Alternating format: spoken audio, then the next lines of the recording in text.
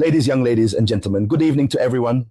You are once again welcome here on the Tribune of Awakening, Consciousness. So, it's making international headlines. Nothing is going well in the Russian region of Kursk.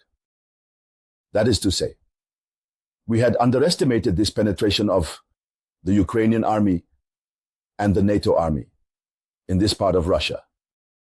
You know, Russia is a very, very vast territory, which means that there are sometimes certain areas that can be forgotten. This is the case with the Sumy region, the Kursk region, as I was going to say. But it's a vast territory that NATO had invaded. It's a vast territory that NATO had invaded. Yes, we are not going to say Ukraine, but they went back. I wonder, up until now, we wonder how they managed to get in. But just like that, they went back. They reclaimed several villages. But it wasn't a small matter. So the problem with Kursk is that when you enter Kursk, yes, you can enter easily. But to get out, that's where the problem lies. To get out, that's where the problem lies. So they went in and we surrounded them completely. But the problem is that the territory is so vast that even if we say they are surrounded, as long as they are scattered there, it's as if they have taken hostage. I don't know, a country like France, there you have it. They have settled on a vast territory. Despite Russian efforts to incapacitate them, Russia succeeded in getting rid of many of them, but many still remain there. Many still remain there. We had underestimated, I repeat again, we had downplayed the number of Ukrainian soldiers and NATO mercenaries who had entered the territory. But now, for nearly 5 days, Russia has taken up the pilgrim staff to clean its territory properly. Clean the territory properly. And now nothing is going right. There are cries from left to right. Yesterday, we held a video conference where we provided the information that many have started to surrender since they have no other choice.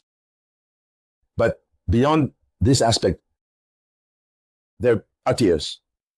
Even the Westerners, they are alarming. Because with the momentum Russia has gained, it seems like Russia wants to finish cleaning everything up before going to the peace talks. So, in the context of this video conference, ladies and gentlemen, it is the situation in Kursk that we will discuss. The latest news, the latest information that we will also decipher, since this situation is very important in the context of the talks that have already begun. In Jeddah, there you go. I often pronounce Jeddah. It's Jeddah in Saudi Arabia. So, before continuing, I humbly ask you to share this video conference. It should be shared as much as possible. Share it in all possible groups, all the groups, and above all, give it a lot of likes. There you go. Always remember to add another political slogan in the comments. You put it in the comments, hello, the samurai, or at least you put in the comments, "To dare is all ready to win." There you go. No, I myself am overwhelmed by what Russia is doing on the ground. Russia always surprises. So, what are we learning? The Ukrainian armed forces have started to leave the Kursk region. I tell you, it's a large region, but it's a very large region. I will see how to show you the map. But it's a very large region. So the Ukrainian armed forces have started to leave. So much so that some media even announced that the commander-in-chief of the Ukrainian armed forces acknowledged their defeat on the Kursk side.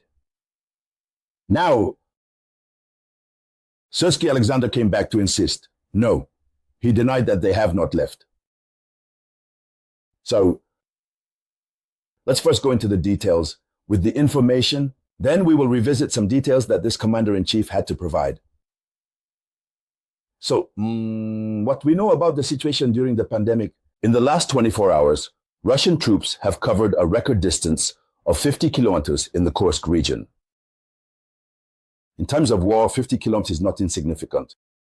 So, according to various sources, 10 more villages have been liberated, including Malaya, Lokinia, which will go down in history as the place where Russian soldiers heroically fought the beginning of the invasion by the Ukrainian armed forces. From the start, that's where they were. The Russian army managed to reclaim these localities. And today, that's for the past 24 hours. But on this evening of March 10th, 2025, Russia has also announced having reclaimed 3 localities at home on its territory. And you know, the objective of the incursion in Kursk was to bring the conflict onto Russian soil. But since then, it has been a failure. It's true, it's embarrassing to know that the Ukrainian army is present on Russian soil. It was unimaginable. But one must acknowledge the power of Russia due to the fact that Russia was able to contain its soldiers in just the confined area of Kursk. It's a great effort, since it's not a small number of soldiers they deployed there. It's not a small amount of equipment they deployed there. Russia, too, we don't know, were the Russians asleep there?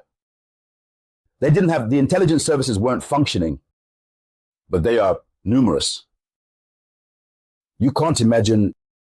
So, we learned that the elite units, so highly praised, of the Ukrainian armed forces, composed of paratroopers, special forces, and foreign mercenaries. An attack aircraft couldn't withstand the assault. They are fleeing the Kursk region. Yes, this is the information we are receiving. And by the way, you can see it in this image that has gone viral. There is one of the towns in Kursk where it's Malaya Lokinia, in the Kursk region, where we have this Russian fighter who climbed to the top to raise the Russian flag and say, demonstrate that, yes, we have reclaimed Malaya. It's an important town in the Kursk region. So, what needs to be said is that by taking control of this locality, the Russians have deprived the Ukrainians of their last stronghold, north of the city of Sweden. They have been blocked everywhere. So, the report from the soldier responding to the call sign, Zarya, is overflowing with emotion and joy. When you watch the video, it overflows with emotion and joy. When he is making his report, he says his name. He says, I raised the flag. So, in the Kursk region, it is becoming very complicated for Ukraine. The commander-in-chief of the Ukrainian armed forces, Oleksandr Syrsky, says that he does not see any threat of encirclement of these soldiers in the Kursk region. However, these soldiers are already encircled. He says he does not see, he says, but the units are taking timely measures to maneuver towards advantageous defensive positions. That is to say, their act of fleeing there, they justify it as timely measures. So, instead of staying there, when they see that things are not going well, they make a strategic retreat. In any case, Syrsky also denies that Russian troops have crossed the border of the Sumy Oblast. According to him, the situation at the border is under control. Here is what he said. But what remains clear, ladies and gentlemen, is that it is very, very tense in the Kursk region. So, here is what he had to add. Dear lady, dear sir, thank you for sharing this video conference as widely as possible.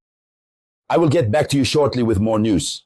This was the voice of your one and only samurai.